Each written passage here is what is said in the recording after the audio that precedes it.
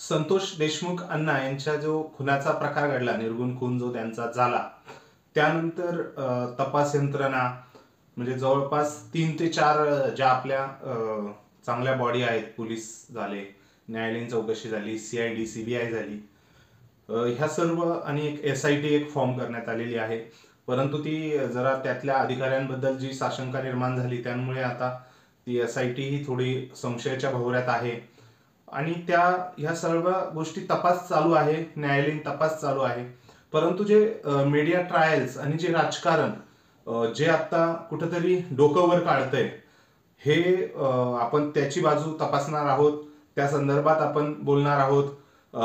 कारण काय, हा जो घटनाक्रम आपण बघितला आणि त्यातल्या त्यात आज जे संभाजीनगरमध्ये झालं ते जर बघितलं तर खूप काही गोष्टी आपल्याला बोलण्याच्या गरजेच्या आहे, बोलायची गरज आहे. कारण हे प्रकरण नेमकं चाललंय कुठं, ह्या प्रकरणामध्ये न्याय मिळावा म्हणून जो लढा सुरू झालेला आहे, सुरेश धस यांचं मी प्रकर्षाने मी त्यांना चांगले शुभेच्छा देईल की त्यांनी हा प्रकरण लावून धरलेला आहे आणि ह्या प्रकरणाच्या ते मुळात सगटच बोलतायत. कारण काय, प्रवृत्ती आणि विकृती, ह्या ज्या विकृती आहे त्या विकृतीवरती विजय मिळवणं गरजेचं आहे.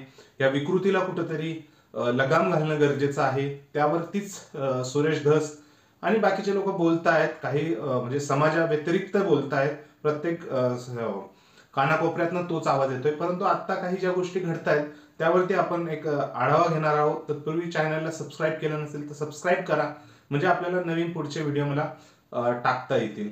आज बोलतोय, आज जो संभाजीनगरमध्ये जो मेळावा झाला ओबीसी समाजाचा, म्हणजे निदर्शने करण्यात आली की ज्या मागण्या होत आहेत याच्यामध्ये की धनंजय मुंडे यांचा राजीनामा किंवा ओबीसी नेत्यांवरती टार्गेट केलं जातंय, असाही आक्रोशाच्या निमित्ताने जे ओबीसीचे नेते आहेत, शेंडगे वगैरे, शेंडगे, त्यांनी असं सांगितलं की आम्हाला आता परत महामोर्चा काढण्याची गरज आहे, आमच्या नेत्यांना टार्गेट केलं जातंय.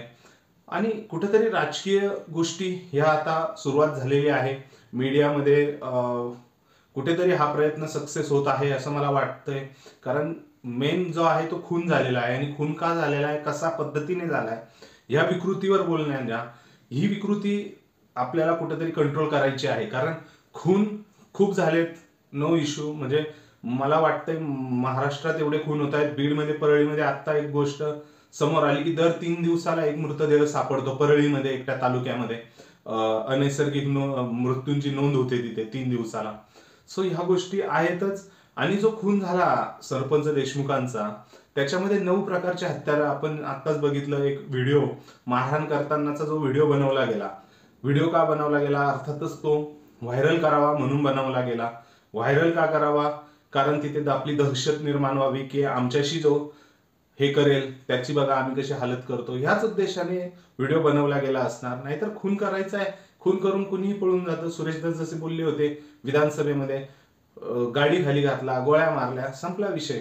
परंतु हा खून त्या भावनेतनं झालेलाच नाहीये. हा खून झालाय तो दहशत पसरवण्यासाठी, काही वेगळा अजेंडा घेऊन लोकांनी खून केला. त्याचा व्हिडिओ काढण्यागत एवढी विकृती माणसांची खाली गेलेली आहे खालच्या पातळीवरती.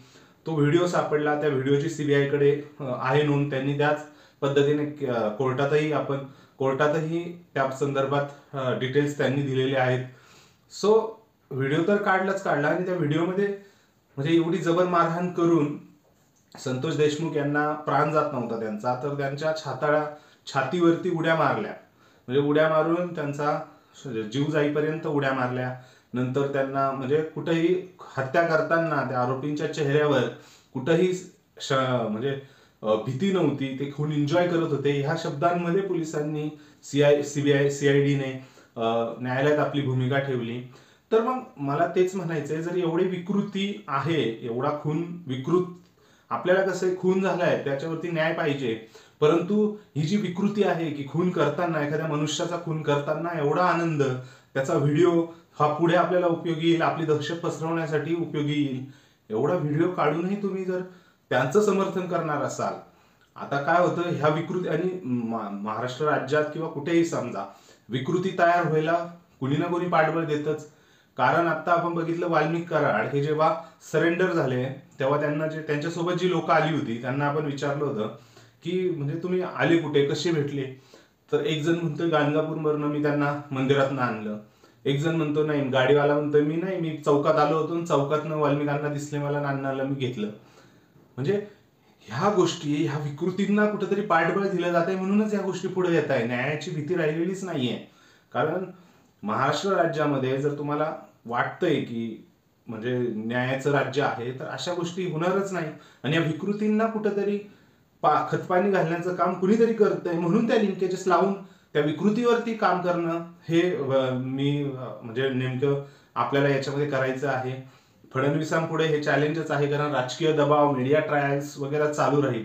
परंतु ही जी विकृती तयार झालेली आहे की एखाद्या मनुष्याचा असा निर्गुण खून करणं आणि त्यानंतर ट्रॅपमध्ये सापडलेल्या माणसांनी उडवाउडवीची उत्तरं देणं आणि त्या संदर्भात म्हणजे खरंच चिंताजनक आहे. तुम्हाला म्हणजे महाराष्ट्र राज्यामध्ये असं कधी घडलेलं नाहीये आणि असं घडूही नाही, यासाठी देवेंद्र फडणवीस आणि जे महायुतीचं सरकार आहे, भाजप सरकार, यांनी नक्कीच गोष्टी काही हातात घेतलेल्या म्हणजे घेतलं पाहिजे.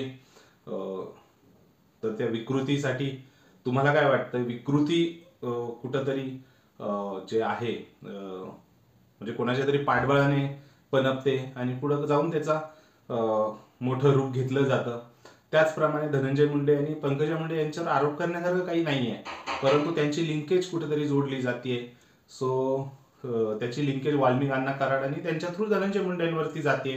कारण शेवटी पाठबळ असल्याशिवाय अशी विकृती जन्म घेतच नाही, हे माझं तरी स्पष्ट मत आहे. त्यानुसार ते लोक त्यांच्या राजीनाम्याची मागणी करतायत आणि त्यात राजकीय हेतू इन्व्हॉल्व्ह करणं, राजकीय हेतू टाकणं आणि त्या संदर्भात आता हे मोर्चे काढणं हे कितीपत योग्य आहे मला तर पटत नाहीये.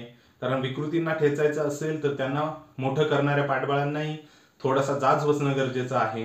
आणि तेच आता आवाज उठवणं म्हणजे ते दुसऱ्या लगेच त्यांच्या समर्थनार्थ हे करणं. समर्थनार्थ म्हणजे जेव्हा पुरावा मिळेल त्यावेळेस ठीक आहे, पुरावा मिळेल त्यावेळेस तर कारवाई होईलच, परंतु आत्ताच त्या विकृतींच्या मागे कोण आहे हे शोधणं तितकंच गरजेचं आहे. आणि ते एखाद्या राज्याचा मंत्री त्या ठिकाणी राहून कितपत म्हणजे पारदर्शकता येईल त्या तपासात हे बघणंही तेवढंच महत्वाचं आहे. मला तर नक्की वाटतंय की नैतिकता हा जपला पाहिजे महाराष्ट्राने, सुसंस्कृत राजकारण, आणि तेवढी पारदर्शकता महाराष्ट्र जनतेला दिली पाहिजे, राज्याच्या जनतेला दिली पाहिजे की हे न्यायाचं राज्य आहे, हे तुमचंच राज्य आहे. राजीनामा दिला म्हणजे त्यांचं महत्व कमी करायचं नाहीये, महत्व कोणाचंच कमी होणार नाहीये. उलट त्यांना फ्युचरमध्येही चांगल्या संधी येतील या गोष्टीतनं जर ते वाचले किंवा त्यांचा संबंध नसेल तर. परंतु मला तर आता ह्या स्थितीला असं वाटतंय धनंजय मुंडे यांनी काहीतरी विचार करावा नैतिकतेवरती आणि आपल्या किंवा राज्यकर्त्यांनी भले राजीनामा नाही देऊ लेकिन पण पारदर्शकतापणा कुठेतरी जनतेपुढे मांडावा. कारण तुम्ही पूर्ण समाजाचे नेते आहात, पूर्ण लोकसंख्येचे नेते आहात, तुम्हाला निवडून दिलेलं आहे. सो या गोष्टी करणं गरजेचं आहे. शेवटी मी एकच म्हणेल, विकृतींना ठेचण्यासाठी जे मोठे लोक आहेत, जे राज्यकर्ते आहेत, त्यांनी नक्कीच सपोर्ट केला पाहिजे या गोष्टींचा आणि विषय कुठे फरकटून न देता संतोष अण्णा यांना न्याय द्यावा आणि यांच्या न्याय मिळावा यासाठीच सगळे धागेदोरे काय असेल आपापल्या परीने ते जोडले गेले पाहिजे आणि न्यायालयात हजर केले गेले पाहिजे. व्हिडिओ आवडल्यास नक्की लाईक करा, तुमचे विचार कमेंटद्वारे कळवा आणि तुम्हाला काय वाटतं ह्या बीड जिल्ह्यातल्या सरपंच देशमुख जे हत्याकांड झालं त्यांचा आत्ता कुठं तपास चाललाय याचं तुम्हाला काय वाटतं हे कमेंट करून नक्की कळवा. कारण एक्सप्रेस व्हा, कारण एक्सप्रेस झाल्याशिवाय काही पर्याय नाहीये. शांत बसून फक्त गोष्टी अजूनही तितकासा गोष्टी लयास चाललेल्या आहेत. तर तुमचाही आवाज नोंदवा कमेंट करून. धन्यवाद.